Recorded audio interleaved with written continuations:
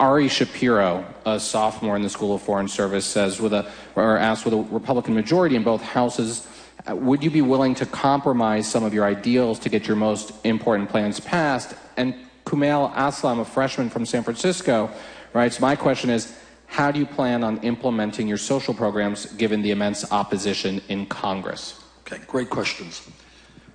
Look, when you are in Congress, by definition, you compromise every day. And you all should know that when I was in the House of Representatives, I was there for 16 years, on certain years, I ended up getting more amendments passed on the floor of the House than any other member of Congress.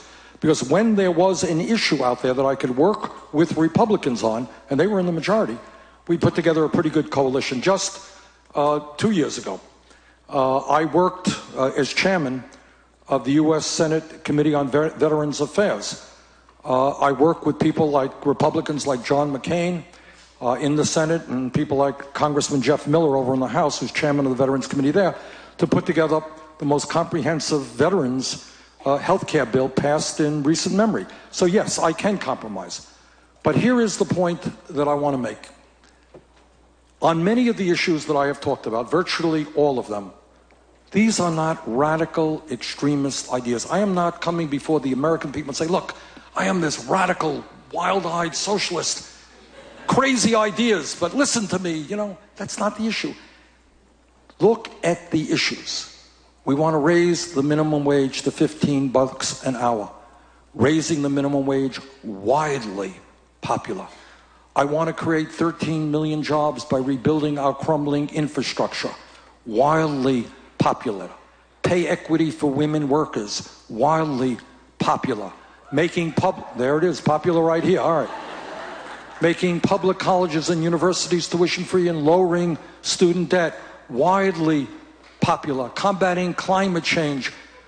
There are some Republicans who still don't accept it, but most Americans do, all right?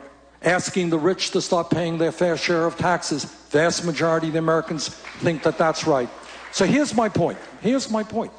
The real question is, sure, you've got to compromise, but the really more important point is, why is Congress so far out of touch with where the American people are at? The Republican agenda is, among other things, to cut Social Security, Medicare, and Medicaid, and give huge tax breaks to billionaires, and to ignore the planetary crisis of climate change. How many people believe in that agenda? I don't know, 5%, 10%. Surely a very small minority of people.